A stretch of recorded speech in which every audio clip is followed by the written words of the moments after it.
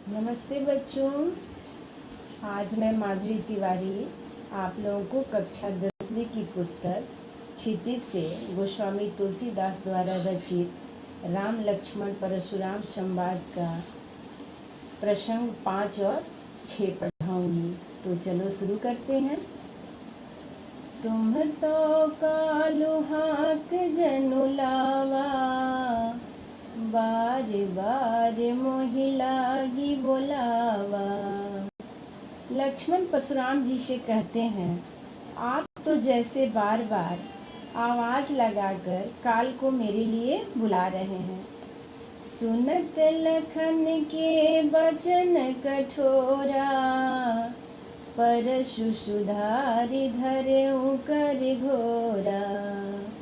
लक्ष्मण के कठोर वचन सुनते ही परशुराम जी अपने फरसे को सीधा कर लेते हैं। अब जनि देई दोष मोहि लोगु, कटुबादी बालक बध जोगिगु। परशुराम जी कह रहे हैं कि अब आप लोग मुझे दोष न देना, यह कटु वचन बोलने वाला बालक मारने योग्य है। बाल बिलो की बहुत मैं बाचा, अब ये उमर निहार भाषाचा।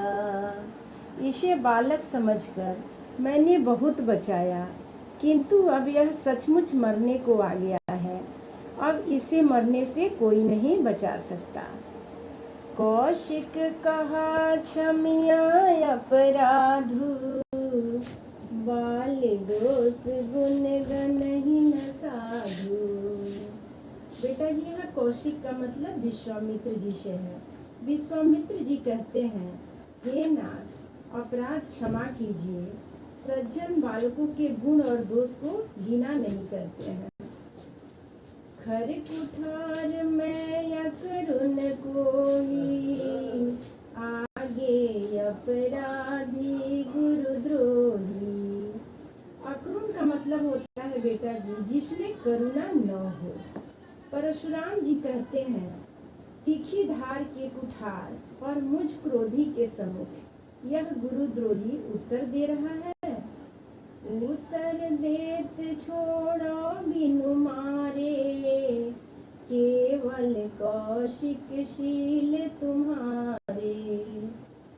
फिर परशुराम जी कहते हैं कि इतना होते हुए भी मैं इसे बिना मारे छोड़ रहा हूँ। हे विश्वामित्र, तुम्हारे शील और प्रेम के कारण मैं इसे बिना मारे ही छोड़ रहा हूँ। न त यही काटी कुठार कठोरे, गुरहीन होतौ श्रम थोरे। अन्यथा मैं इसे इस कठोर कुठार से काट कर थोड़े ही परिश्रम से गुरु के ऋण से मुक्त हो जाता। गाधी सुनु कह हृदय हसी, मुनि हरि अरे सूझ। आय मैं खांड न उख मैं, अजहु न बूझ अबूझ।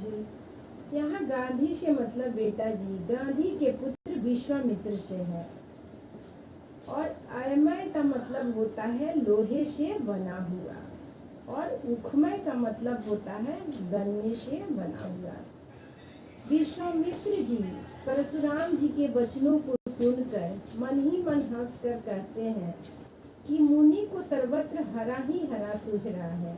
वे सर्वत्र विजयी होने के कारण राम लखन को भी साधारण क्षत्रिय ही समझ रहे हैं, किंतु यह लोहे की बनी हुई खांड है।